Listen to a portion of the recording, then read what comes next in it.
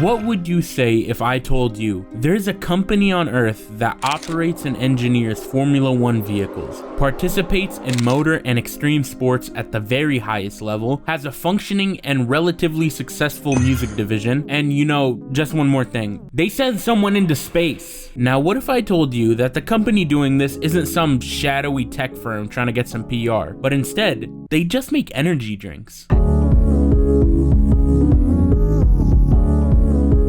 Red Bull is a multi-billion-dollar company. It's a lifeline for students, for blue-collar workers, white-collar workers, and slightly chopped video essay makers on YouTube. Red Bull has always been one of the most popular energy drinks globally. But in order to understand how it became the giant that it is today, we have to go back to where it started.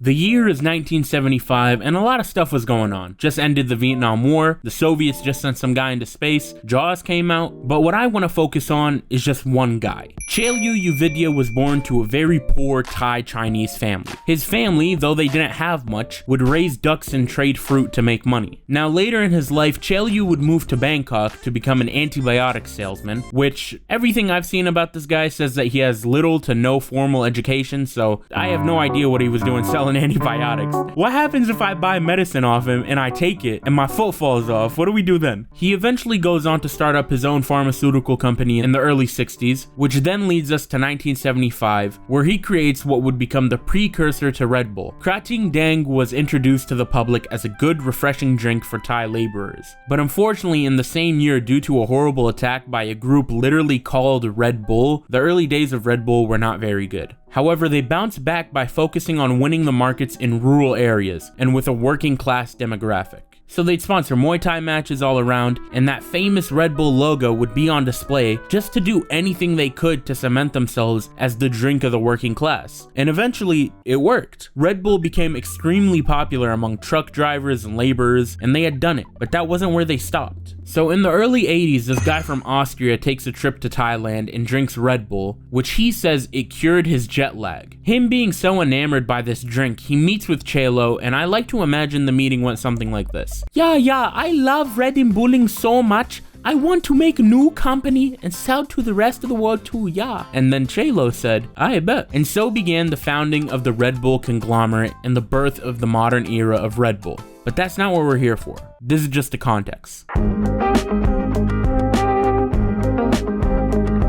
One of the most important aspects of selling anything is marketing. You can have a trash product, but as long as the marketing is good enough, you can actually succeed. But when you're the newest one in the space, how do you market yourself? All these big guys have been here longer than me. How do I set myself apart? Well, in the only way that makes sense. Sponsoring people doing crazy shit. Red Bull has a really fascinating marketing strategy, which is essentially, hey, fuck the drink. You want to see this guy jump out of a plane? Since the 1990s, Red Bull has been involved with sponsoring extreme sports and has been very serious about their direct participation in it. The best display of this is in Formula 1 racing, where they have not just one, but two teams. And not only that, Red Bull is going to personally begin manufacturing the engines for their Formula 1 cars. Energy drink company, by the way. Low-key, this shit is hilarious to me because I feel like at this point, people know more about the sports than the drink. For example, if we look at F1, Red Bull has not left the top 5 position in the constructors standings since 2008. And I'm no mathematician, that was a pretty long time ago. Since 2005, when they first joined, Red Bull has positioned itself as an institution in Formula 1. And it's not just F1 either. Those extreme sports I mentioned earlier, BMX, skateboarding, cliff jumping, hang gliding, they're in so much shit that they're about to start making up sports. Don't be surprised if in 5 years we got Red Bull sponsoring games of Colombian pickle smashing or something. And it's not just extreme sports either. They even have their own football teams and cycling events. Like, it's very clear that Red Bull is trying to market to a very specific kind of audience. They're trying to market themselves to the kind of people that like these things, which, okay, granted, F1 is kind of a bougie sport, but BMX, skateboarding, Colombian pickle smashing, that's gonna be real, by the way, I'm gonna speak it into existence. These are all sports that historically have attracted the working class. So just like in Thailand, the way that Qloudy wanted to market Red Bull to the Thai laborer and common man, and they do so by sponsoring Muay Thai events, the modern era of Red Bull does the same now. So fascinatingly enough, despite being thousands of miles away from where they got their start in Thailand, the strategy of Red Bull has been the same, becoming a fixture of the kind of events and activities that your audience is attracted to. Except now, instead of sponsoring Muay Thai matches, they sponsor BMX, skateboarding, F1, and the aforementioned space jump. But speaking of that space jump,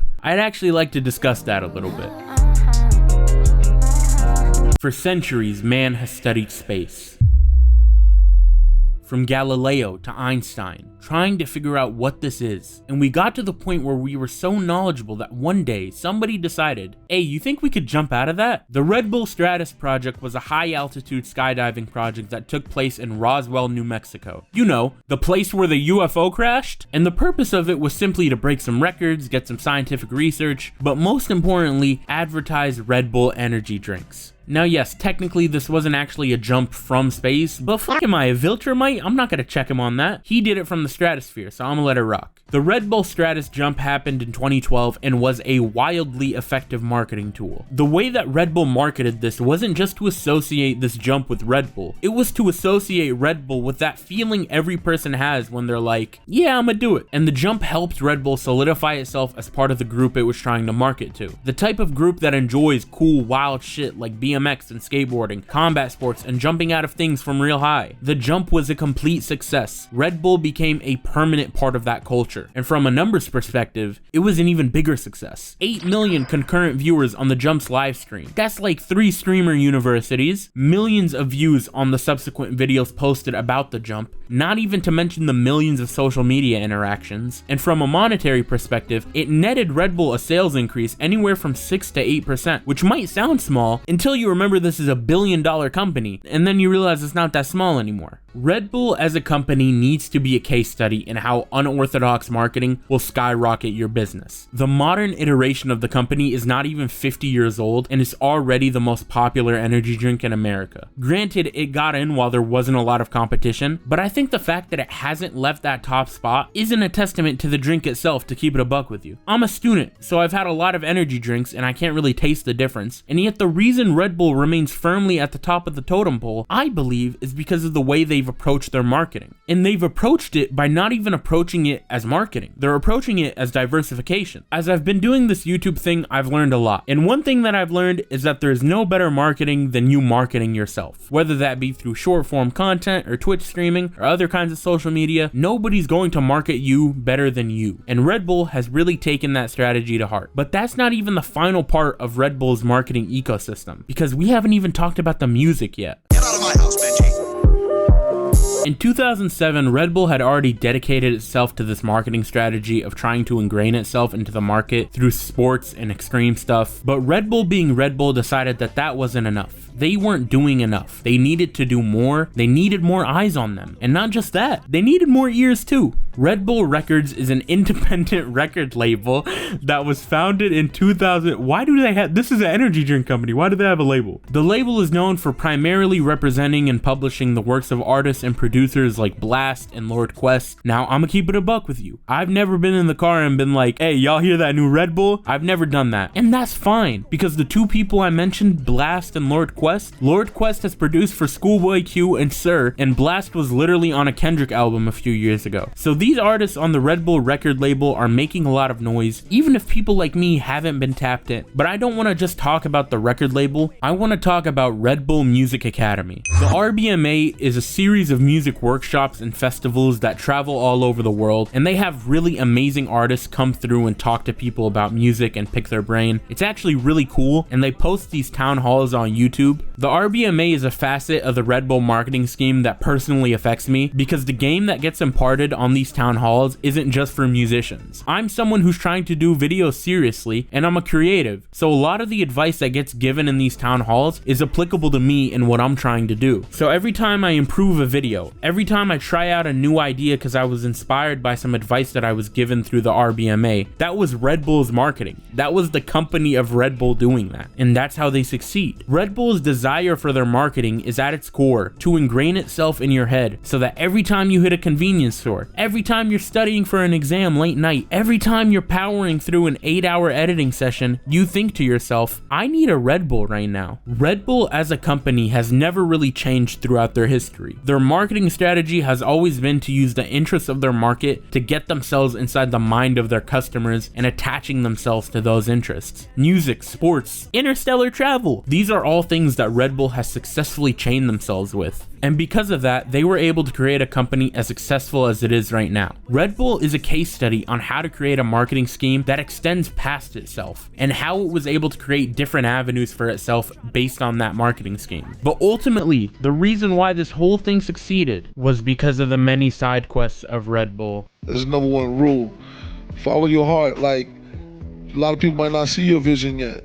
You know what I mean? People might call you crazy and think it won't make sense. Follow your heart and just follow it all the way through. And that's when you'll see you making new ground and people will appreciate it later on.